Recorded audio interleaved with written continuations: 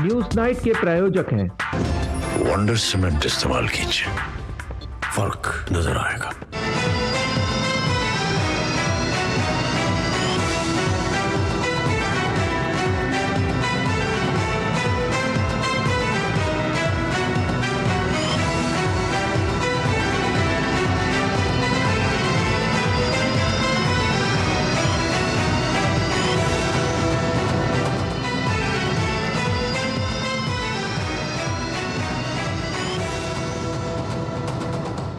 नमस्कार, बहुत बहुत स्वागत आप सबका। आप देख रहे हैं न्यूज नाइट, आपके साथ मैं हूं ममता चोपड़ा। 22 जनवरी का इंतजार सबको बेहद बेसब्री से है, जब रामलला की राम मंदिर में प्राण प्रतिष्ठा की जाएगी। लेकिन उससे पहले, क्योंकि इस कार्यक्रम में यजमान होंगे प्रधानमंत्री नरेंद्र मोदी, और यजमान के लिए कुछ शास्त्रों के अनुसार नियम भी निर्धारित किए गए हैं। तो प्रधानमंत्री नरेंद्र मोदी आज जब नासिक में थे तो वहां पंचवटी से उन्होंने भगवान के दर्शनों के साथ कालाराम मंदिर में जाकर उन्होंने दर्शन किए। उसके बाद उन्होंने विशेष अनुष्ठान 11 दिन का उसका आरंभ किया और ये चलेगा 22 जनवरी तक। और ये अनुष्ठान बतौर यजमान उन्होंने आरंभ किया है। तो क्या कुछ मायने हैं इसके, कैसे सरकार विकास और आस्था को साथ साथ लेकर आगे बढ़ रही है, विकास और विरासत पर ही करेंगे आज हम चर्चा भी। लेकिन आइए शुरुआत करते हैं हेडलाइंस के साथ। प्रधानमंत्री नरेंद्र मोदी ने महाराष्ट्र को 33,000 करोड़ रुपए से अधिक की विकास परियोजनाओं की दी सौगात। मुंबई में देश के सबसे बड़े पुल अटल बिहारी वाजपेयी सिवरी नावा शेवा अटल सेतु का किया उद्घाटन।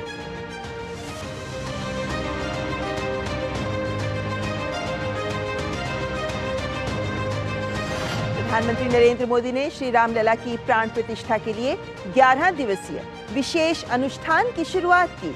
शेयर किया भावुक ऑडियो संदेश। कहा, पहली बार जीवन में इस तरह के मनोभाव से गुजर रहा हूं। कहा, यह अभिव्यक्ति नहीं, अनुभूति का अवसर।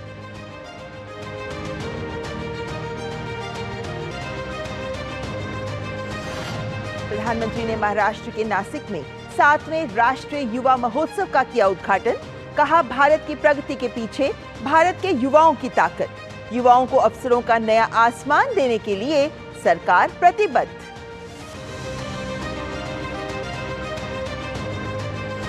गांधीनगर में वाइब्रेंट गुजरात समिट का हुआ समापन। समापन सत्र में केंद्रीय गृह एवं सहकारिता मंत्री अमित शाह ने समिट को अत्यंत सफल बताते हुए इसे देश के विकास को दिशा देने वाला समिट बताया।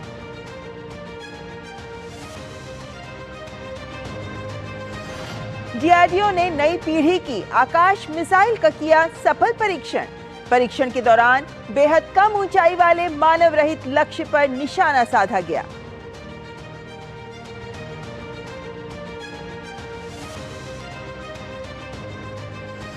शेयर बाजार में बना नया रिकॉर्ड। पहली बार सेंसेक्स 72,720 और निफ्टी 21,920 के पार।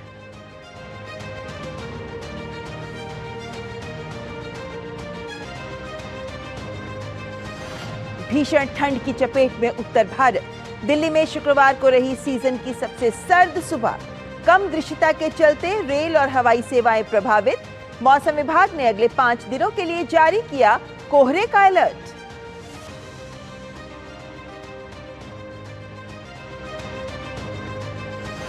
अमेरिका और ब्रिटेन ने लाल सागर में व्यापारिक जहाजों को निशाना बना रहे हूती विद्रोहियों के खिलाफ की बड़ी कार्रवाई। हूती विद्रोहियों के कई ठिकानों पर किए हवाई हमले। ब्रिटेन के पीएम ने हमले को बताया आत्मरक्षा की कार्रवाई।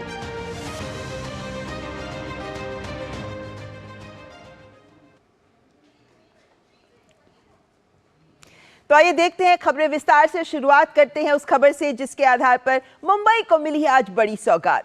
प्रधानमंत्री नरेंद्र मोदी ने अपने महाराष्ट्र दौरे में राज्य को 33,000 करोड़ रुपए से अधिक की विकास परियोजनाओं की सौगात दी। पीएम ने नवी मुंबई में एक कार्यक्रम के दौरान कई परियोजनाओं का शुभारंभ और शिलान्यास किया। प्रधानमंत्री ने ईस्टर्न फ्रीवे के ऑरेंज गेट को मरीन ड्राइव से जोड़ने वाली भूमिगत सड़क सुरंग की आधारशिला रखी। 9.2 किलोमीटर लंबी सुरंग 8700 करोड़ रुपए से अधिक की लागत से बनाई जाएगी। इससे ऑरेंज गेटवे और मरीन ड्राइव के बीच यात्रा में लगने वाला समय बचेगा। प्रधानमंत्री ने लगभग 2000 करोड़ रुपए की रेलवे परियोजनाएं भी राष्ट्र को समर्पित की। इन परियोजनाओं में उरण खारकोपर रेलवे लाइन के चरण 2 का लोकार्पण भी शामिल है। इन परियोजनाओं से मुंबई के हजारों दैनिक यात्रियों को लाभ होगा। प्रधानमंत्री ने सूर्या क्षेत्रीय थोक पेयजल परियोजना का पहला चरण राष्ट्र को समर्पित किया। 1975 करोड़ रुपए से अधिक की इस परियोजना से पालघर और ठाणे जिले को पेयजल की आपूर्ति होगी। परियोजना से 14 लाख से अधिक लोगों को लाभ होगा। प्रधानमंत्री ने नमो महिला सशक्तिकरण अभियान का भी शुभारंभ किया। इस अभियान का उद्देश्य कौशल विकास प्रशिक्षण और उद्यमिता विकास के द्वारा महाराष्ट्र राज्य में महिलाओं को अनुभव प्रदान कर सशक्त बनाना है। इनके साथ ही पीएम ने कई अन्य विकास परियोजनाओं का भी शुभारंभ और शिलान्यास किया।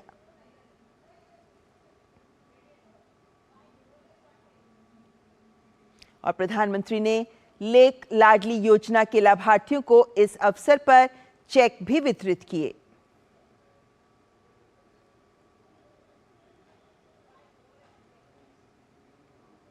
और प्रधानमंत्री ने उरण रेलवे स्टेशन से खारकोपर तक चलने वाली ईएमयू ट्रेन को भी हरी झंडी दिखाकर रवाना किया।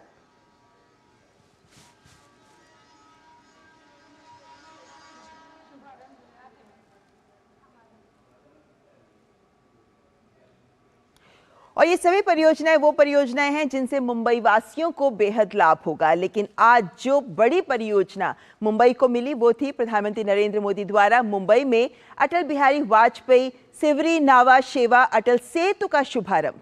ये भारत का सबसे लंबा पुल है जो देश का सबसे लंबा समुद्री पुल भी है। पीएम ने वहां सेतु निर्माण में हिस्सा लेने वाले श्रमिकों से भी बातचीत की।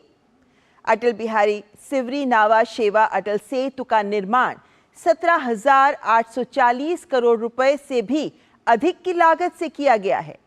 ये पुल लगभग 21.8 किलोमीटर लंबा और 6 लेन वाला है।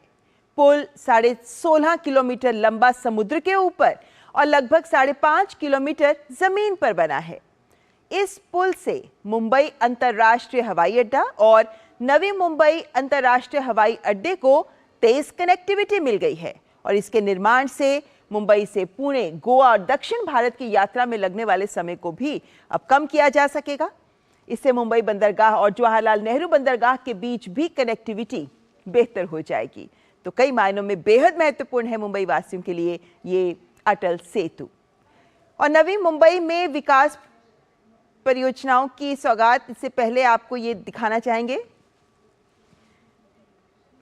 कि प्रधानमंत्री नरेंद्र मोदी ने जिस वक्त अटल सेतु मुंबई वासियों को दिया, उससे पहले अटल सेतु पर ही लगी एक प्रदर्शनी का प्रधानमंत्री ने अवलोकन भी किया, जिसमें इस अटल सेतु के विभिन्न पहलुओं को सामने रखते हुए प्रधानमंत्री को सारी जानकारी दी गई कि क्या कुछ विशेषताएं हैं इस अटल सेतु की जो पूरी तरह से पर्यावरण अनुकूल है और जैसा हमने कहा कि देश का सबसे लंबा पुल है ये। और नवी मुंबई में विकास परियोजनाओं की सौगात देने के बाद प्रधानमंत्री नरेंद्र मोदी ने वहां मौजूद जनसमूह को संबोधित किया। प्रधानमंत्री ने महाराष्ट्र में डबल इंजन सरकार द्वारा किए जा रहे विकास कार्यों का जिक्र किया और उन्होंने कहा कि आम आदमी का जीवन बेहतर और आसान बनाने के लिए लगातार कदम उठाए जा रहे हैं। आज यहां देश के मुंबई और महाराष्ट्र के विकास से जुड़े हुए 33,000 करोड़ रुपए के प्रोजेक्ट का शिलान्यास और लोकार्पण हुआ है। ये प्रोजेक्ट रोड, रेल, मेट्रो, पानी जैसी सुविधाओं से जुड़े हुए हैं। आज व्यापार जगत को मजबूती देने वाली आधुनिक भारत रत्न और नेक्स्ट वन बिल्डिंग भी मुंबई के लिए को मिली है। इसमें से अधिकतर प्रोजेक्ट तब शुरू हुए थे जब महाराष्ट्र में पहली बार डबल इंजन की सरकार बनी थी। इसलिए महाराष्ट्र में देवेंद्र जी से लेकर के अब एकनाथ शिंदे जी, अजीत पवार जी तक पूरी टीम के प्रयासों का परिणाम है। मैं उन सबको बधाई देता हूं। और प्रधानमंत्री ने इस अवसर पर पहले के उस दौर का भी जिक्र किया जब विकास परियोजनाओं को लटकाया जाता रहा। प्रधानमंत्री ने कहा कि आज देश तेजी से विकास परियोजनाओं को जमीन पर उतरते और पूरा होते देख रहा है। आज पूरा देश प्रत्यक्ष देख रहा है कि टैक्स पेयर का पैसा किस तरह देश के विकास लग रहा है, लेकिन देश पर दशकों तक शासन करने वालों ने देश का समय और टैक्स पेयर का पैसा दोनों ही की परवाह नहीं की है। इसलिए पहले के दौर में कोई प्रोजेक्ट या तो जमीन पर उतरता ही नहीं था या फिर दशकों तक लटका रहता था। महाराष्ट्र तो ऐसे अनेक प्रोजेक्ट का साक्षी रहा है। नीलवंडे डैम का काम 5 दशक पहले शुरू हुआ था, इसे हमारी सरकार ने पूरा किया। नवी मुंबई मेट्रो प्रोजेक्ट भी लंबे समय तक लटका रहा। यहां डबल इंजन की सरकार बनने के बाद हमने इसे गति दी और अब पहला चरण पूरा हो चुका। ये जो अटल सेतु आज हमें मिला है, इसकी प्लानिंग भी कई सालों पहले चल रही थी। यानी मुंबई के लिए इसकी जरूरत सबसे अनुभव की जा रही थी, लेकिन इसे पूरा करने का सौभाग्य हमें मिला। और विकास परियोजनाओं का उपहार देने पहुंचे प्रधानमंत्री का नवी मुंबई में जोरदार स्वागत हुआ। लोगों ने प्रधानमंत्री का दिल खोलकर अभिनंदन किया और प्रधानमंत्री ने भी लोगों का हाथ हिलाकर अभिवादन किया और इस प्रेम के लिए आभार जताया। और इस रोड शो के अवसर पर सड़क के दोनों किनारों पर खड़े लोगों ने भी जोरदार ढंग से प्रधानमंत्री का स्वागत किया, क्योंकि हम जानते हैं कि विकास की प्रतिबद्धता को लेकर प्रधानमंत्री महाराष्ट्र पहुंचे थे और जो विकास सौगात आज महाराष्ट्र को मिली हैं, मुंबई का कायाकल्प हो सकता है। इससे मुंबई वासियों का जीवन कितना सुगम हो सकता है, इसका अंदाजा मुंबई वासी ही लगा सकते हैं। और जैसा प्रधानमंत्री ने कहा कि दशकों से जो परियोजनाएं लंबित रही, लटकी रही, उन सभी परियोजनाओं को जमीन पर उतारने की हिम्मत दिखाई डबल इंजन की सरकार ने। लेकिन साथ ही साथ इस रोड शो के दौरान प्रधानमंत्री का जो अभिवादन हुआ, उसमें लोगों की भी कृतज्ञता इस अभिवादन के माध्यम से देखी जा सकती थी, क्योंकि प्रधानमंत्री नरेंद्र मोदी केंद्र की जो योजनाएं हैं जिससे कि एक सामान्य जन का विकास हो सकता है, और राज्य की जो योजनाएं हैं मिलकर महाराष्ट्र वासियों के विकास को प्रतिबद्ध रखती है राज्य सरकार और केंद्र सरकार। जो भी परियोजनाएं हैं उनका 100% सैचुरेशन हो, यानी हर लाभार्थी तक उनके लिए बनाई जा रही योजनाएं पहुंच सकें, इसे सुनिश्चित कर रही है केंद्र सरकार। और जो विकास परियोजनाएं मुंबई को आज मिली, जिनमें अटल सेतु सबसे प्रमुख रही, ये भी इस बात का उदाहरण प्रस्तुत करता है कि 1963 में सबसे पहले अटल सेतु जैसे एक लिंक का, एक ब्रिज का एक प्रस्ताव रखा गया, जिसके बाद वो कभी धरातल पर साकार नहीं हो पाया। लेकिन केंद्र सरकार ने बीड़ा उठाया और अटल सेतु मुंबई वासियों को मिल गया। ये जो अटल सेतु बना है, ये किस तरह मुंबई वासियों के लिए जीवन आसान करेगा, इस तस्वीर के माध्यम से आपके सामने रखना चाहेंगे। दरअसल ये जो अटल सेतु है, अगर आप इसको ध्यान से देखें तो आप पाते हैं कि सिवरी से लेकर ये अटल सेतु शिवाजी नगर इंटरचेंज तक बना है। पहले जो रास्ता था, मैं चाहूंगी कि इसको हम और करीब से दिखा पाए कि पहले जो रास्ता था उसमें सिवरी से पुराने रास्ते से होते हुए, यानी ये जो वाशी ब्रिज है, ये पुराना रास्ता आप सफेद लाइन पे देख सकते हैं, ये पुराना रास्ता था जिससे होते हुए चिरले तक पहुंचा जाता था। और ये रास्ता लगभग 38 किलोमीटर लंबा था, लेकिन ये अटल सेतु बन जाने से ये रास्ता बेहद छोटा हो गया है, 16.5 किलोमीटर हो गया है।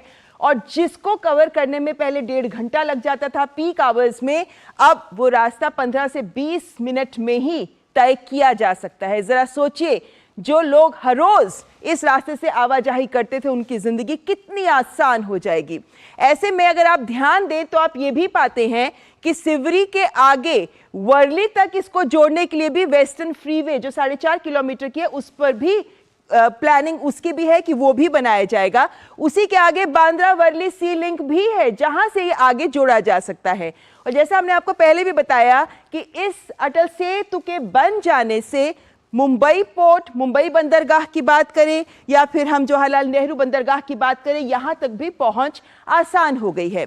लेकिन वहीं अगर आप देखें तो सिवरी से शिवाजी नगर प्रतिदिन जब यात्रियों की मौजूदा संख्या पर आप नजर डालें तो आप पाते हैं कि ये लगभग 39,000 से ऊपर है, लेकिन 2032 तक अगले 9 सालों बाद ये अपेक्षा है, ये संभावना जताई जा रही है कि ये 1 लाख के ऊपर हो जाएगी। इसलिए ये अटल सेतु लाइफलाइन की तरह मुंबई वासियों के लिए समझा जा सकता है। इसी तरीके से शिवाजी नगर इंटरचेंज, जहां तक ये सेतु बना है, इसको आगे चिरले तक ये जुड़ रहा है और ये जमीनी भाग है, लेकिन इस चिरले को भी मुंबई पुणे एक्सप्रेसवे से जोड़ने के लिए भी लिंक रोड प्रस्तावित है।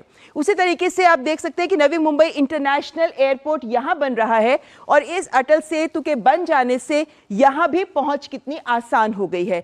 तो नवी मुंबई, ये पूरा क्षेत्र नवी मुंबई का है और वो क्षेत्र मुंबई का है, और मुंबई और नवी मुंबई के बीच एक सेतु का काम कर रहा है ये अटल सेतु, जो ये दिखाता है कि कैसे मुंबई वासियों के लिए ये एक बहुत बड़ी जरूरत, जिसे दशकों से महसूस किया जा रहा था, लेकिन आज ये साकार हुई है।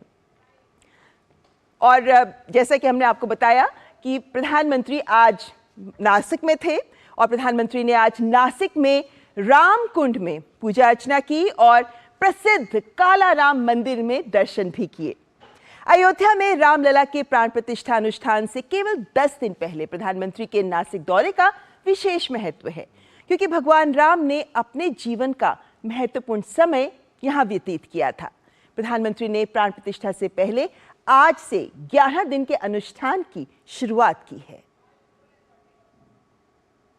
नासिक शहर में विराजमान कालाराम मंदिर, मान्यता है कि यही वो पंचवटी है जहां प्रभु राम ने वनवास का अपना अधिकांश समय बिताया था। यह प्राचीन मंदिर भगवान श्री राम, माता सीता और भाई लक्ष्मण को समर्पित है। इस मंदिर का निर्माण वर्ष 1782 में करवाया गया था। शुक्रवार को पीएम मोदी ने यहां पर मंदिर की सफाई की और विशेष पूजा अर्चना की और 22 जनवरी को अयोध्या धाम के मंदिर में श्री राम लला की प्राण प्रतिष्ठा के लिए 11 दिवसीय विशेष अनुष्ठान शुरू कर दिया।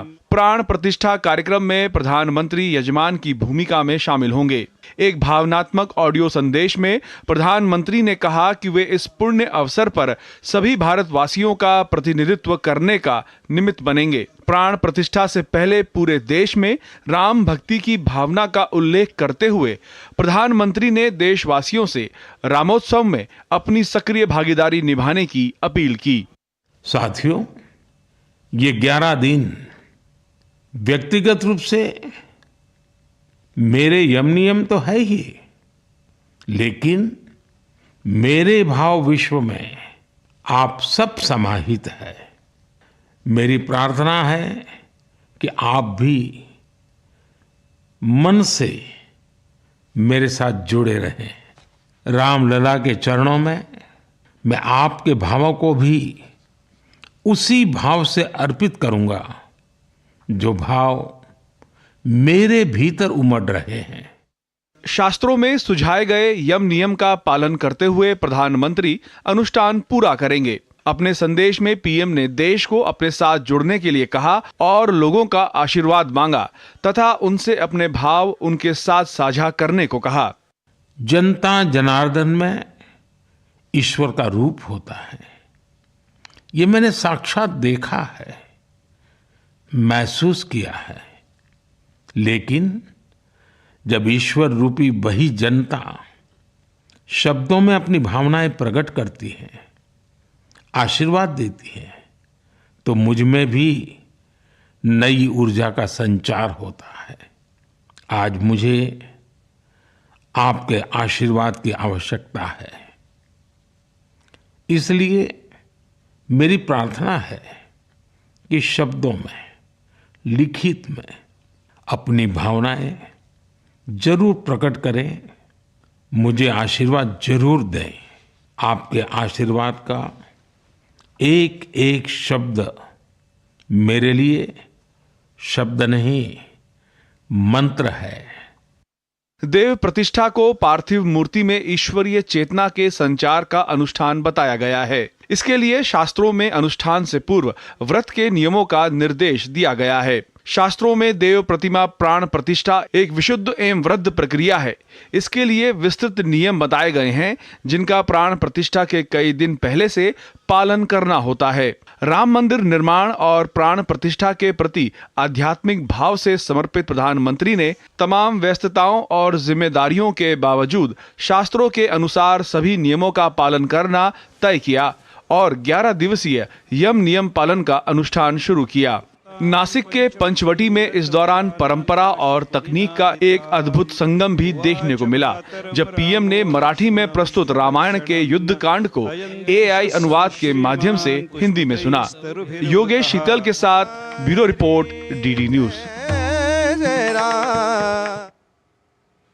तो आज का दिन कह सकते हैं कि बहुत महत्वपूर्ण इन गतिविधियों और घटनाओं के माध्यम से कह सकते हैं कि बहुत महत्वपूर्ण संदेश दे रहा है, जिससे जुड़ा है हमारा आज का विशेष भी, जो कहता है आस्था, विरासत और विकास साथ साथ। हमारे साथ जुड़े हैं इस विषय पर बात करने के लिए स्वामी जितेंद्रानंद सरस्वती। आप राष्ट्रीय महामंत्री हैं अखिल भारतीय संत समिति के, आपका बहुत बहुत स्वागत। हमारे साथ डॉक्टर हीरामन तिवारी भी जुड़े हैं। आप प्रोफेसर हैं भारतीय संस्कृति और इतिहास विभाग के जेएनयू में, आपका भी स्वागत करते हैं। प्रोफेसर साहब, सबसे पहले चूंकि हमारा विशेष भी आज यही कहता है कि आस्था, विरासत और विकास, इसे साथ लेकर चल रही है केंद्र सरकार। जैसा मैंने पहले कहा कि आज के दिन जो जो हुआ उनमें ये सब कुछ निहित दिखा भी हमें। क्या नूतन और पुरातन भारत को साथ लेकर चलने की ये सोच ही है जो नए भारत को परिभाषित करती है? ममता जी, पहले तो बहुत बहुत आभार आपको और आपके कार्यक्रम को कि मुझे अवसर मिला है कि मैं यहाँ आपसे बात कर सकूं। जय श्री राम आपको और सभी को। और जैसा कि आपने अपनी रिपोर्टों में, और इतनी देर से मैं आपको सुन रहा हूं, इतने सुंदर ढंग से आपने प्रस्तुत किया है कि किस प्रकार से आस्था, विरासत और विकास तीनों का जो समागम होता है, उसका जो कोई प्रतीक व्यक्ति है वो आपने जैसा बताया प्रधानमंत्री हैं आज। और इसको आप ये भी कह सकते हैं कि आर्थिक उन्नति या आर्थिक उद्भाव के साथ साथ अध्यात्म का जो सम्मिश्रण है वो यदि कहीं मिलता है तो यहीं मिलता है। और आपने बिल्कुल ठीक कहा कि भारत की ये परंपरा रही है कि जो प्राचीनता है उसमें नूतनता को ढूंढना ही वो सबसे बड़ी कला होती है। हर काल नूतन होता है, इसलिए हर प्राचीन को नूतन से जुड़ना ही पड़ता है। और हम 2024 में आज बैठे हैं, जिस प्रकार से आपने सुनाया और बताया कि किस प्रकार से 33,000 करोड़ की परियोजनाएं हैं जो जनहितकारी होंगी, लोगों को लाभ मिलेगा, उनसे लोगों का जीवन सुखद होगा, सुलभ होगा उनका जीवन। और उसी के साथ साथ जिस प्रकार से जो प्रण किया है आदरणीय प्रधानमंत्री ने 11 दिन के लिए प्राण प्रतिष्ठा के लिए, स्वयं को तैयार करने के लिए, स्वयं को उसके अनुकूल बनाने के लिए, तो इससे बढ़ करके मुझे नहीं लगता है कि किसी प्रकार का अध्यात्म से आर्थिक उन्नति जिसमें जनता का हित हो, उसके लिए, चूंकि राम ने ही तो स्वयं कहा था कि मुझे जनता के लिए, लोक के लिए कुछ भी करना पड़े मैं करने के लिए तैयार हूं। और इसीलिए और वो जो वनवास जो गए थे तब भी वो जनता की एक इच्छा थी। जनप्रतिनिधि होता है राजा या राज करने वाला या प्रधानमंत्री, तो जो जनता से वो अपेक्षा कर रहे हैं कि उनको शक्ति मिले ताकि वो 11 दिनों के अपने इस अथक और बहुत ही संयम वाले दिनों को, अनुष्ठान को पूरा करके और प्राण प्रतिष्ठा करें, जिसको हजारों वर्षों से अनुष्ठान की बात कर रहे हैं। तो स्वामी जितेंद्रानंद जी, आपसे समझना चाहेंगे, ये प्रधानमंत्री ने आज बहुत भाव विह्वल करने वाला एक ऑडियो संदेश देशवासियों के साथ साझा किया, जिसमें इस अनुष्ठान के बारे में उन्होंने बोला कि वो इस अनुष्ठान का आरंभ आज कर रहे हैं। जाहिर है कि बहुत से लोग समझ नहीं पा रहे होंगे कि इस अनुष्ठान की विशेषता क्या है, क्या महत्व है इसका। इसलिए आपसे चाहेंगे कि आप हमें जरूर समझाएं क्या महत्व है इस अनुष्ठान का और किस तरह इसे आगे बढ़ाया जाता है। 11 दिन तक क्या कुछ किया जाएगा? हम धर्माचार्यों के लिए सनातन हिंदू धर्म के सबसे पवित्र हाथ वो माने जाते हैं जिनके हाथों से प्राण प्रतिष्ठा हो रही है। और हमारा सौभाग्य है कि श्रद्धेय नरेंद्र मोदी को स्वयं भगवान राम ने अपने प्राण प्रतिष्ठा के लिए चुना है। हो क्यों ना 492 वर्षों का संघर्ष और पिछले 3 वर्षों में श्री राम जन्मभूमि पर मंदिर निर्माण की प्रक्रिया आज प्रथम तल बनकर के तैयार है। गर्भगृह में भगवान रामलला 495 वर्षों के बाद विराजेंगे। तो स्वाभाविक है कि इस अनुष्ठान की प्रक्रिया काशी के आचार्य पंडित लक्ष्मीकांत दीक्षित जी के नेतृत्व में जो चल रही है, तो यजमान को भी तो व्रत रखने पड़ेंगे। यजमान उसे कहते जो यज्ञ का मान रखे। यह तो राम ही राष्ट्र है और राष्ट्र का यह यज्ञ है। वाल्मीकि जी के शब्दों में रामो विग्रहवान धर्म, तो भगवान राम धर्म के विग्रह स्वरूप हैं। ऐसे भगवान राम लला के जन्मभूमि पर मंदिर निर्माण की जो यह प्रक्रिया है, इसके यजमान के नाते श्रद्धेय नरेंद्र मोदी जी, आपने 5 अगस्त 2020 का भी वह दृश्य देखा होगा, जो दुनिया के गिने चुने शक्तिशाली राष्ट्रों में से एक भारत का प्रधानमंत्री भगवान राम लला के सामने साष्टांग दंडवत हुआ। ये थी आस्था, और यह आस्था विरासत जो हमारी सभ्यता और संस्कृति है, उस पर गर्व करने के कारण प्रत्युत्पन्न होती है और उसमें से विकास के रास्ते खुलते हैं। आप काशी विश्वनाथ धाम कॉरिडोर, उज्जैन के महालोक कॉरिडोर को देखिए, और आज इस आस्था और विरासत के परिणाम स्वरूप प्रधानमंत्री जी के कठिन तप के कारण जो होने वाला है 6 लेन नेशनल हाईवे अयोध्या में, अन्यथा अयोध्या के सिंगल रोड को भी देखा था हम लोगों ने। कम से कम मैं 30 वर्षों से इस आंदोलन से जुड़ा हुआ हूं, तो मैं ये कह सकता हूं संत समिति के महामंत्री के नाते कि ये जो सब कुछ देखा है, तो आस्था और विरासत के प्रति गर्व के कारण जो इसमें से विकास के रास्ते खुले हैं, वो अयोध्या का एयरपोर्ट, डबल रेल की इलेक्ट्रिक रेल लाइन, जो रेल की इलेक्ट्रीफाइड भी किया जा चुका है, और जिस तरीके से वंदे भारत स्पेशल ट्रेनें वहां से चलाई गई, और 1000 ट्रेन अगले 3 महीनों तक अयोध्या से पूरे देश को कनेक्टिविटी देने वाली है। ये सारे चीज इस विकास में से क्या निकल रहा है? रोड, सड़क, चिकित्सालय, विश्वविद्यालय, ये अयोध्या के पास कुछ भी नहीं था। हमने उस रोती हुई बिलखती हुई अयोध्या को जिया है अपने जीवन में।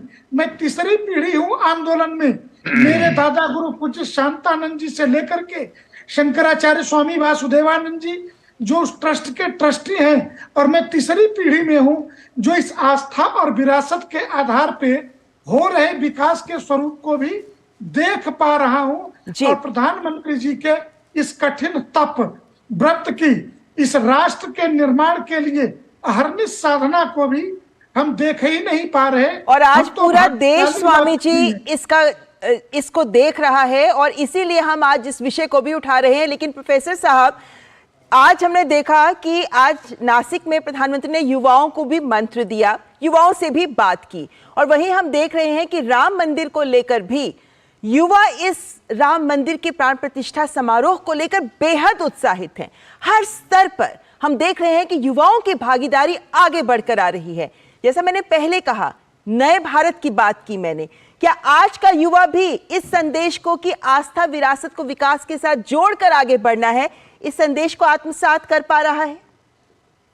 ममता जी, बिल्कुल कर पा रहा है। और मुझे तो ऐसा लगता है कि सदैव भारत का जो युवा है वो अपनी विरासत, अपने अतीत, अपनी संस्कृति, अपनी सभ्यता से सदैव जुड़ा रहा है। उसे अवसर मिलना चाहिए। स्वामी जी ने भी, वो तो राममय हैं और इतनी पीढ़ियों से इसमें लगे हुए हैं। मैं भी उसी क्षेत्र का रहने वाला हूं, बहुत दूर नहीं है हमारा गांव, बचपन से मैं वहां जाता रहा हूं। लेकिन जो इन्होंने बताया विकास के कार्य, किस प्रकार से अध्यात्म से आर्थिक विकास का जो रास्ता निकलता है, आप देखिए कहीं भी विकास होता है, किसी भी प्रकार का, चाहे वो कनेक्टिविटी हो, चाहे सड़क मार्ग हो, चाहे रेल मार्ग हो, या आजकल वायु मार्ग हो, जो भी मिलता है वहां से उस क्षेत्र का, उस नगर का विकास होता है, और उस नगर को लोग आते हैं, व्यवसाय भी होता है। अयोध्या तो अवधपुरी है, अवधपुरी ममपुरी सुहामनी, तो उसका विकास पहले हो जाना चाहिए था। क्यों ऐसा हुआ, ये प्रश्न अलग है। लेकिन जो इन्होंने बताया कि तपस्वी ही ऐसा कार्य कर पाते हैं, और कम से कम हम जैसे लोगों को ऐसा लगता है कि अपने जीवन में ये देख लिया इससे बढ़कर के और कुछ नहीं हो सकता है। स्वामी जी जैसी परंपरा तो वो तो बहुत विशाल है, विशद है भारत में। यहाँ पे स्वामी जी से एक सवाल लेना चाहूंगी, वक्त थोड़ा सीमित है हमारे पास, लेकिन स्वामी जी, पंचवटी से आज प्रधानमंत्री ने जो अनुष्ठान की शुरुआत की है, इसका भी क्या महत्व समझा जा सकता है? क्योंकि एक बात ये भी सामने आ रही है कि अयोध्या में भी काले राम मंदिर है और नासिक में भी काला राम मंदिर है और दोनों में एक समानता भी दिखती है। तो ऐसे में पंचवटी से इस अनुष्ठान की शुरुआत क्या मायने? ये दक्षिण का वह क्षेत्र है पंचवटी जहां भगवान राम ने लंबे समय तक वनवास काटे हैं। तो 495 वर्षों के वनवास का प्रतीक इस पंचवटी के काला राम मंदिर को भी हम मान सकते हैं।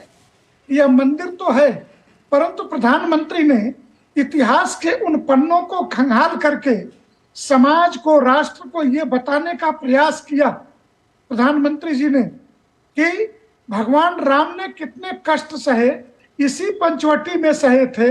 इसलिए मैं भी 11 दिन के अनुष्ठान का प्रारंभ पंचवटी के काला राम मंदिर के संकल्प के साथ करूंगा। मुझे तो लगता है पूरे राष्ट्र को ये संदेश देने का प्रधानमंत्री जी का प्रयास कि उत्तर से दक्षिण, पूर्व से पश्चिम, भारत एक है, अखंड है और भगवान राम राष्ट्र है, राष्ट्र ही राममय हो रहा है। जी बिल्कुल, और इसीलिए आज प्रधानमंत्री ने रामोत्सव में सभी की भागीदारी का भी आह्वान किया। फिलहाल वक्त इतना ही है। बहुत बहुत शुक्रिया मेरे दोनों मेहमानों का हमारे साथ इस चर्चा में जुड़ने के लिए। और यहाँ वक्त एक ब्रेक का, आप देखते रहें न्यूज़ नाइट। साल, बरस और सदी नहीं, एक युग गुजर जाएगा।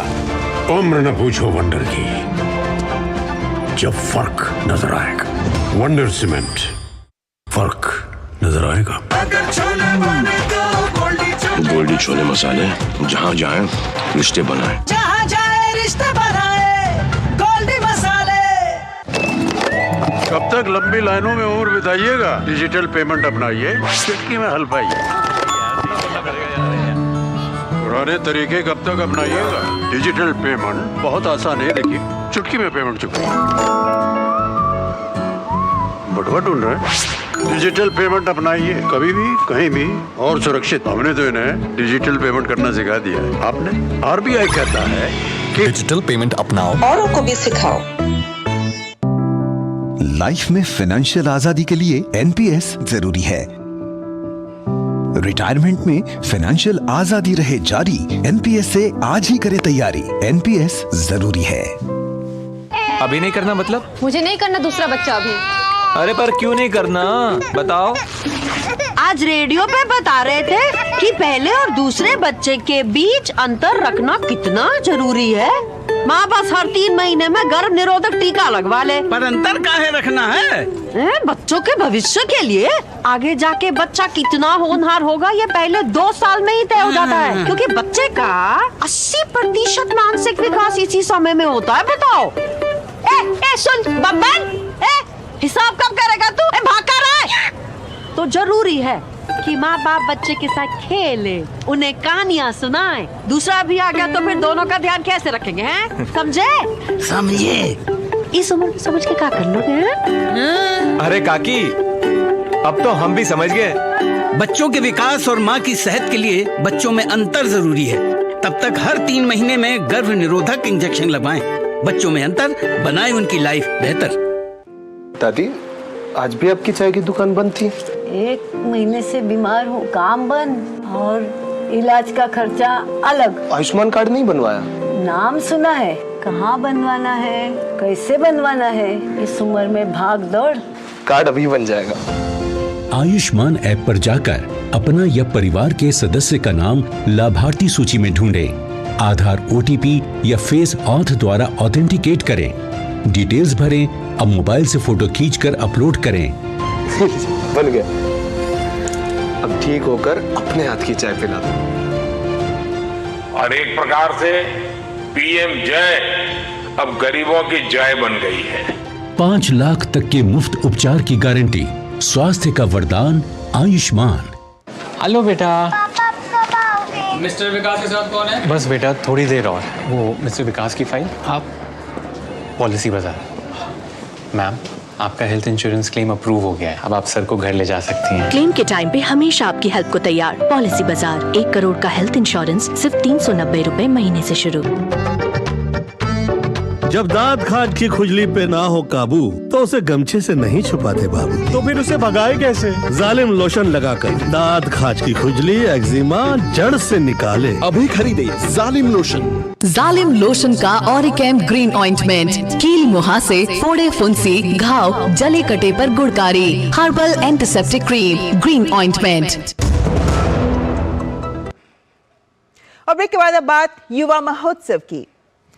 प्रधानमंत्री नरेंद्र मोदी ने नासिक में 27वें राष्ट्रीय युवा महोत्सव का उद्घाटन किया। इस बार महोत्सव की थीम है विकसित भारत एट 2047, युवा के लिए युवा के द्वारा। इस अवसर पर प्रधानमंत्री ने युवाओं को जीवन मंत्र देते हुए देश के 25 वर्षों के अमृतकाल को युवाओं के लिए कर्तव्य काल बताया। नासिक में पीएम मोदी ने 27वें राष्ट्रीय युवा महोत्सव का उद्घाटन किया। महोत्सव की थीम विकसित भारत 2047, युवा के लिए युवा के द्वारा है। पीएम ने कहा कि अमृतकाल का ये कालखंड देश के युवाओं के लिए सुनहरा मौका है। उन्होंने कहा कि युवा अपना नाम भारत और दुनिया के इतिहास में स्वर्णाक्षरों में लिख सकते हैं। आप युवाओं को इस अमृतकाल में इससे भी आगे लेकर जाना है, विकसित राष्ट्र बनाना है। साथियों, आपके लिए ये समय सपनों को विस्तार देने का समय है। अब हमें केवल समस्याओं के समाधान नहीं खोजने हैं, हमें केवल चुनौतियों पर विजय नहीं पानी है, हमें खुद अपने लिए नए चैलेंजेस तय करने होंगे। हमने 5 ट्रिलियन इकोनॉमी का लक्ष्य सामने रखा है। हमें दुनिया की तीसरी सबसे बड़ी अर्थव्यवस्था बनना है।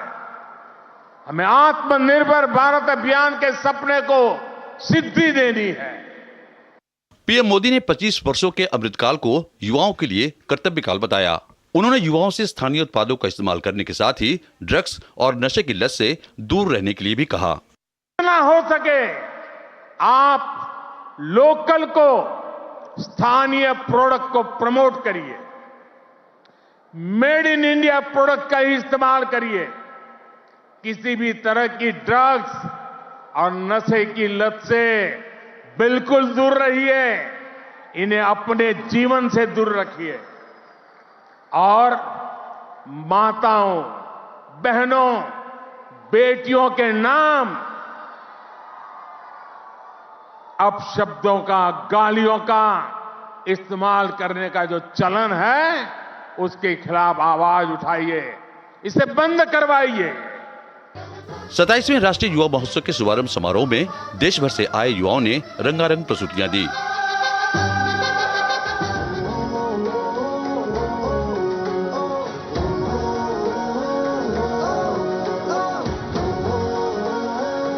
इस दौरान राज्यों और केंद्र शासित प्रदेशों की टीमों ने मार्च पास्ट किया। अपने खास अंदाज में सभी टीमें मंच के सामने से गुजरी। पीएम ने इनका हाथ हिलाकर अभिवादन किया। पीएम ने सभी युवाओं का उत्साहवर्धन किया। इस अवसर पर युवाओं ने शानदार सांस्कृतिक कार्यक्रम प्रस्तुत किए। अलग अलग टीमों में शामिल युवाओं ने अपनी प्रस्तुति से सबका मन मोह लिया। स्वामी विवेकानंद की जयंती को राष्ट्रीय युवा दिवस के रूप में मनाया जाता है। राष्ट्रीय युवा महोत्सव प्रत्येक वर्ष 12 से 16 जनवरी तक आयोजित किया जाता है। पूरे देश से लगभग 7500 युवा प्रतिनिधि नासिक में आयोजित इस महोत्सव में भाग ले रहे हैं। पीएम मोदी की अगुवाई में केंद्र सरकार का प्रयास है कि युवाओं के सामने आने वाली हर रुकावट दूर हो और युवाओं को अपनी प्रतिभा को दिखाने का खुला आसमान मिले। ब्यूरो इनपुट के साथ विशाल बैरिस्टो और योगेश शीतल की रिपोर्ट, डीडी न्यूज। और न्यूज नाइट में आइए अब देख लेते हैं रामनगरी अयोध्या से जुड़ी खबरें।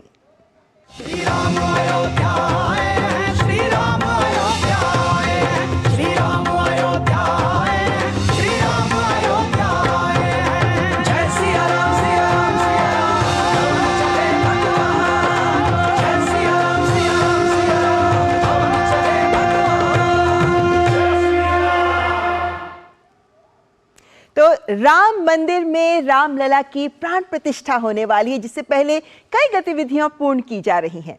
श्री राम जन्मभूमि तीर्थ क्षेत्र ट्रस्ट श्री धाम अयोध्या में नव्य और दिव्य मंदिर में भगवान श्री रामलला की उपासना पद्धति को लेकर आज एक मानक पुस्तिका का अनावरण किया। इस पुस्तिका को श्री रामोपासना का नाम दिया गया है, जो जगत गुरु श्री रामानंदाचार्य परंपरा में प्रतिस्थापित है।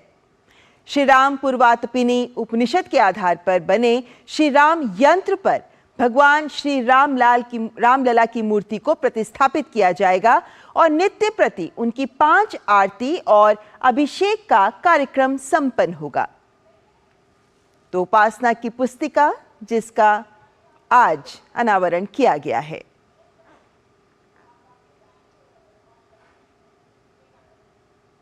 और अयोध्या धाम पूरी तरह से राममय हो चुका है। रामलला की प्राण प्रतिष्ठा में हर राम भक्त आहुति के रूप में दान स्वरूप कुछ ना कुछ देकर अपने को सौभाग्यशाली बना लेना चाहता है।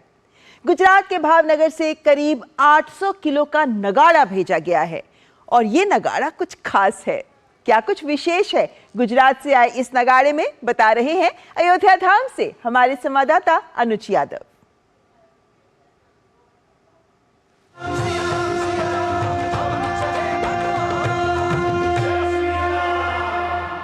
श्री अयोध्या धाम पूरी तरीके से राममय हो चुकी है और श्री अयोध्या धाम की नई नई तस्वीरें, नव्य तस्वीरें सामने आ रही हैं। इस समय जो आप ये नगाड़ा देख रहे हैं, ये नगाड़ा करीब 800 किलो का है। इसको श्री राम मंदिर के अंदर इसको रखा जाएगा। इस तरह की काफी तस्वीरें आपने देखी होंगी कि किस तरीके से पूरे देश के लोग जो हैं इस समय राममय हो चुके हैं और एकता के बंधन में बंधते हुए नजर आ रहे हैं और चाहते हैं कि श्री राम मंदिर के अंदर वो कुछ ना कुछ ऐसा दान जरूर दें जिसे हमेशा याद रखा जाए। तो कुल मिलाकर ये जो नगाड़ा आप देख रहे हैं, ऊपर आप श्री राम की जो हैं तस्वीरें भी देख रहे हैं।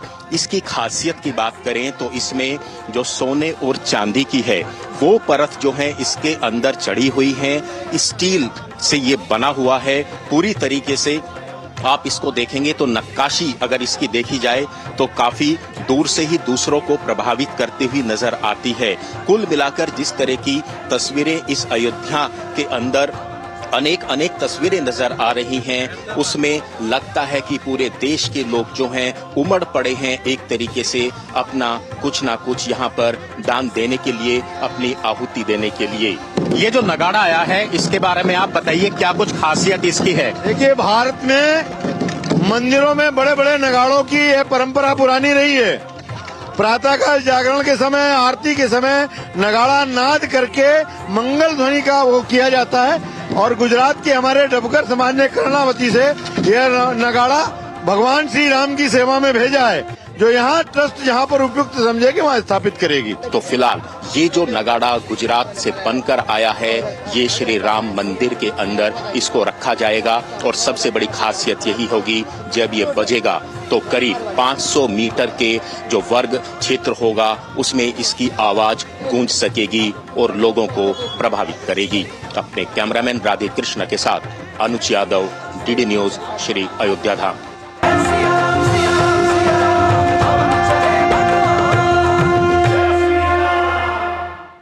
तो प्राचीन परंपराओं को जीवंत करने के हो रहे हैं प्रयास, क्योंकि रामलला का ये राम मंदिर जो भव्य रूप में अयोध्या में खड़ा है, ऐसे में श्रद्धालु भी अपनी आस्था के साथ तैयार है रामलला के स्वागत के लिए, जब वे विराजमान होंगे इस रामलला के मंदिर में। फिलहाल यह वक्त एक ब्रेक का, आप देखते रहें न्यूज नाइट। गोल्डी छोले मसाले, जहाँ जाए रिश्ते बनाए, जहाँ जाए रिश्ते बनाए, गोल्डी मसाले। साल बरस और सदी नहीं, एक युग गुजर जाएगा। उम्र न पूछो वंडर की, जब फर्क नजर आएगा। वंडर सीमेंट, फर्क नजर आएगा। लाइफ में फाइनेंशियल आजादी के लिए एनपीएस जरूरी है। रिटायरमेंट में फाइनेंशियल आजादी रहे जारी, एनपीएस से आज ही करे तैयारी। एनपीएस जरूरी है। क्या तनाव आपके मानसिक और शारीरिक स्वास्थ्य पर बुरा असर डाल रहा है और आप समय प्रबंधन नहीं कर पा रहे? तनाव प्रबंधन के लिए टेलीमानस के 14416 पर संपर्क करें। जब से माँ को नानी के यहाँ भेजा कितने चिड़चिड़े हो गए हो। बेटा टीबी है उसको। टीबी का इलाज तो यहाँ भी हो सकता है, फिर क्यों भेज दिया? अगर वो यहाँ रहती ना तो लोग कन्नी काट रहे होते हमसे। मुझे लोग नहीं, मम्मी। अरे क्या अर्जुन,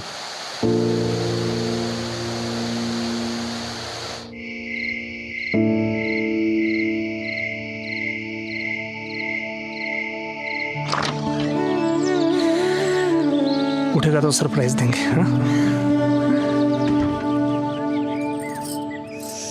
अर्जुन,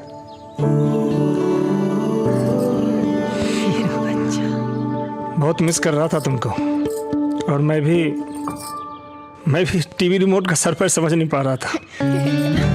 अपनों का जोड़ है टीबी का तोड़, तो फिर भेदभाव क्यों? टीबी के इलाज में अपनों का साथ दें। मोदी सरकार की गारंटी, किसानों को हर साल रुपए 6,000, 11 करोड़ 80 लाख किसानों को अब तक 2,60,000 करोड़ रुपए की सहायता। हमारा संकल्प विकसित भारत। जालिम लोशन का ऑरिकैम ग्रीन ऑइंटमेंट, कील मुहासे, फोड़े फुंसी, घाव, जले कटे पर गुड़कारी। Herbal antiseptic cream green ointment. केंद्रीय गृह मंत्री अमित शाह ने शुक्रवार को गुजरात के गांधीनगर में वाइब्रेंट गुजरात ग्लोबल समिट के समापन सत्र को संबोधित किया। वाइब्रेंट गुजरात ग्लोबल समिट का 10वां संस्करण 10 जनवरी से शुरू हुआ। सम्मेलन में gateway to the future theme के साथ सफलता के शिखर सम्मेलन के रूप में वाइब्रेंट गुजरात के 20 साल का जश्न मनाया गया। कार्यक्रम को संबोधित करते हुए अमित शाह ने कहा कि सम्मेलन के सक्रिय दृष्टिकोण ने अन्य राज्यों के लिए भी एक उदाहरण स्थापित किया है, जिससे पूरे देश की अर्थव्यवस्था को फायदा हुआ है। उन्होंने कहा कि वाइब्रेंट गुजरात ग्लोबल समिट ने देश के आर्थिक विकास में महत्वपूर्ण योगदान दिया है। वाइब्रेंट गुजरात समिट ने आइडियाज को प्लेटफॉर्म दिया है, इनोवेशन को प्लेटफॉर्म दिया है और इन्वेस्टमेंट को धरती पर उतारने का काम किया है, जिससे न केवल गुजरात, पूरे देश के अर्थतंत्र और पूरे देश की इकोनॉमी में फायदा हुआ है। वाइब्रेंट गुजरात के मॉडल को देश के कई राज्यों ने अपने यहां स्वीकार किया, आगे बढ़ाया और पूरे देश के कई राज्य इंडस्ट्रियल डेवलपमेंट के लिए इसी मॉडल पर आगे चले हैं। रक्षा अनुसंधान और विकास संगठन यानी डीआरडीओ ने शुक्रवार को ओडिशा के तट पर चांदीपुर से एकीकृत परीक्षण रेंज से नई पीढ़ी की आकाश मिसाइल का सफल उड़ान परीक्षण किया। ये उड़ान परीक्षण बहुत कम ऊंचाई पर उच्च गति वाले मानव रहित हवाई लक्ष्य के सापेक्ष आयोजित किया गया। इस उड़ान परीक्षण के दौरान हथियार प्रणाली द्वारा लक्ष्य को सफलतापूर्वक अवरुद्ध करके नष्ट कर दिया गया। इससे स्वदेशी रूप से विकसित radio frequency Sikar, launcher, multi function radar और कमांड, नियंत्रण और संचार प्रणाली से युक्त इस मिसाइल की संपूर्ण हथियार प्रणाली के कामकाज को मान्यता मिली है। आकाश एनजी प्रणाली एक अत्याधुनिक मिसाइल प्रणाली है जो उच्च गति, फुर्तीले हवाई खतरों से निपटने में पूरी तरह से सक्षम है।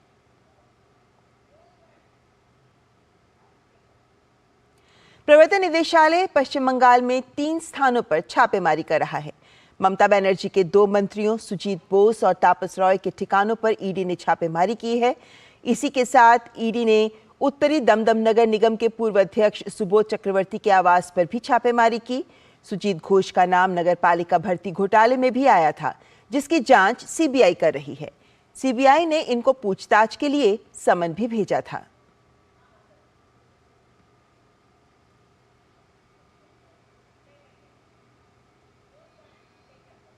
और इस बीच भाजपा नेता शहजाद पूनावाला ने तृणमूल कांग्रेस पर उसके भ्रष्टाचार के लिए कड़ी आलोचना की है। शहजाद पूनावाला ने कहा कि आज टीएमसी का मतलब है टू मच करप्शन। शिक्षक भर्ती, एसएससी भर्ती, अम्फान राहत सामग्री में घोटाला और अब सामने निकल कर आया है म्युनिसिपल रिक्रूटमेंट में भी घोटाला हुआ है। पूरे घोटाले की शुरुआत तब हुई जब माननीय कोर्ट ने जांच के आदेश दिए। गरीबों की नौकरियां, उनके पैसे चुराना टीएमसी का चरित्र बन चुका है। टीएमसी का मतलब आज बन चुका है टू मच करप्शन। जिस प्रकार से टीचर रिक्रूटमेंट स्कैम किया गया, जिस प्रकार से एसएससी स्कैम किया गया, जिस प्रकार से अम्फान के रिलीफ मटेरियल में स्कैम किया गया, और अब जो सामने निकल कर आया है कि किस प्रकार से म्युनिसिपल रिक्रूटमेंट में भी स्कैम हुआ। और इस पूरे स्कैम की शुरुआत तब हुई जब माननीय न्यायालय ने, हाईकोर्ट ने इस पर आदेश दिया कि सीबीआई के जांच होने चाहिए। और फिलहाल यह वक्त एक ब्रेक का, आप देखते रहें न्यूज़ नाइट। गोल्डी छोले मसाले, जहाँ जाए रिश्ते बनाए, जहाँ जाए रिश्ते बनाए, गोल्डी मसाले। लाइफ में फाइनेंशियल आजादी के लिए एनपीएस जरूरी है। रिटायरमेंट में फाइनेंशियल आजादी रहे जारी, एनपीएस से आज ही करें तैयारी। एनपीएस जरूरी है। माँ, ये खीर किसके लिए? आज तेरे दादाजी का जन्मदिन है, उनके लिए। तो मैं दादाजी को क्या दूँ? अपना मोबाइल फोन देना। ये क्या कर रही है? दादाजी के लिए आयुष्मान कार्ड बना रही हूँ। घर बैठे? हाँ। आयुष्मान ऐप पर जाकर अपना या परिवार के सदस्य का नाम लाभार्थी सूची में ढूंढें। आधार, ओटीपी या फेस ऑथ द्वारा ऑथेंटिकेट करें। डिटेल्स भरें। अब मोबाइल से फोटो खींचकर अपलोड करें। दादाजी, ये लीजिए अपना आयुष्मान कार्ड। ये उपहार तो जीवन भर काम आएगा। और एक प्रकार से पीएम जय अब गरीबों की जय बन गई है। 5 लाख तक के मुफ्त उपचार की गारंटी। स्वास्थ्य का वरदान आयुष्मान। जनजातीय गौरव दिवस पर माननीय प्रधानमंत्री श्री नरेंद्र मोदी ने की पीएम आदिवासी न्याय महाअभियान यानी पीएम जनमन की शुरुआत। 24,104 करोड़ रुपए से 28 लाख आदिवासियों को अब मिलेगा अनेक सरकारी योजनाओं के लाभ के साथ साथ अपने सपनों का पक्का घर, पक्की सड़क, बिजली, नल से जल और आयुष्मान भारत के तहत मुफ्त इलाज की सुविधा।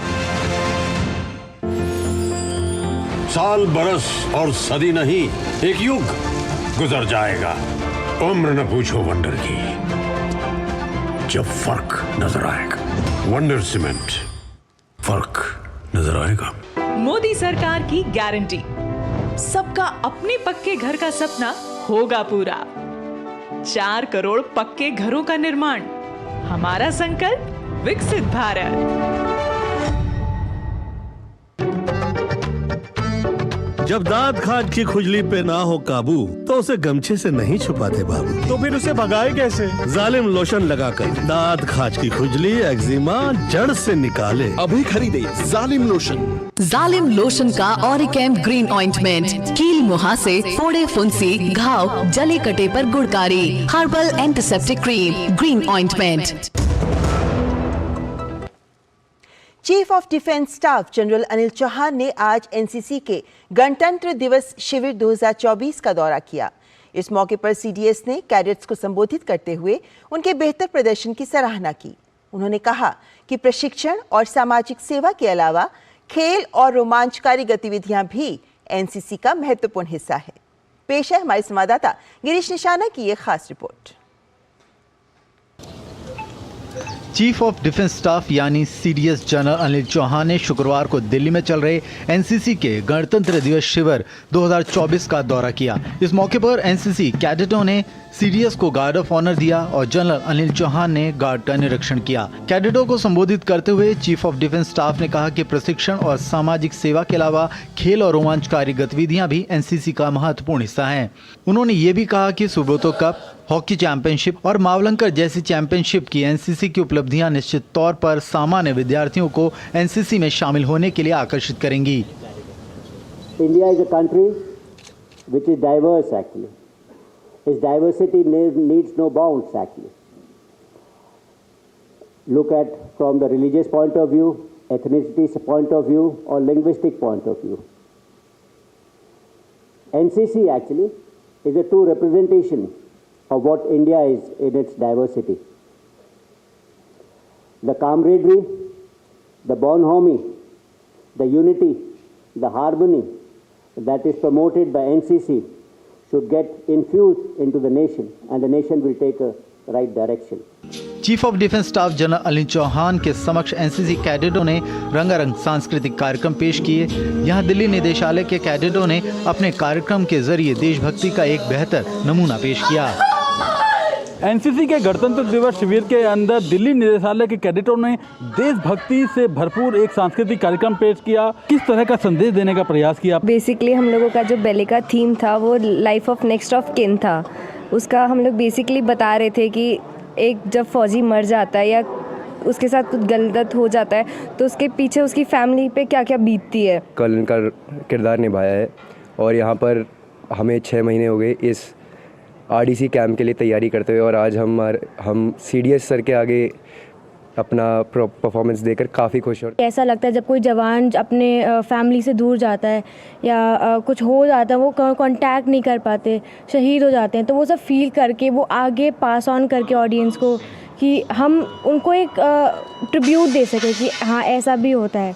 I can connect with the wife जिनके हस्बैंड्स की डेथ हो जाती है इस तरीके से और वो शहीद हो जाते हैं, और काफ़ी ज़्यादा इमोशनल रोल है। It's an honour. I am Samriddhi law.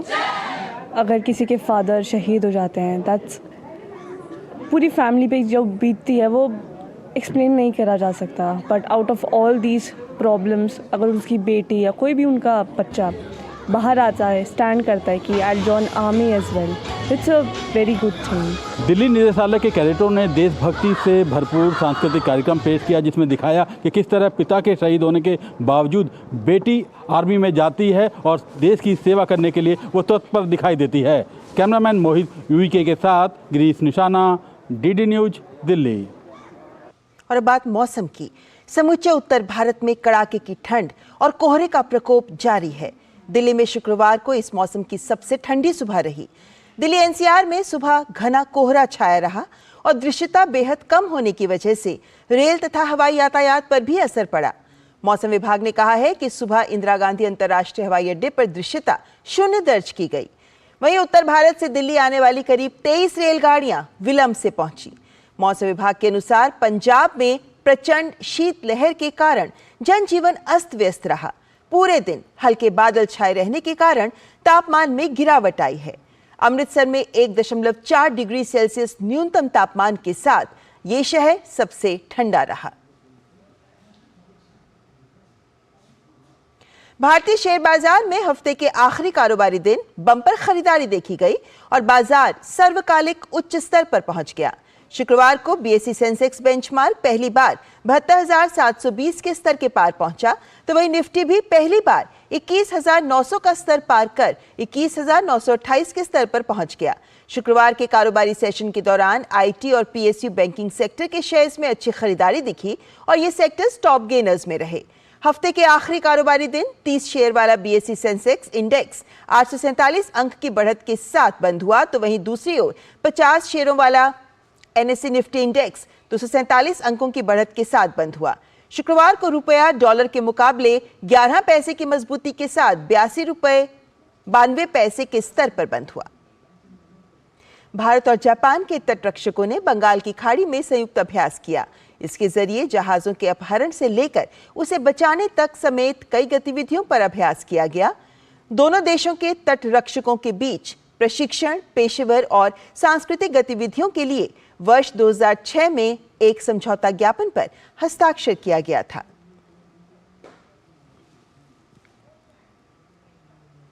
इसी के साथ न्यूज नाइट में आज बस इतना ही। नमस्कार।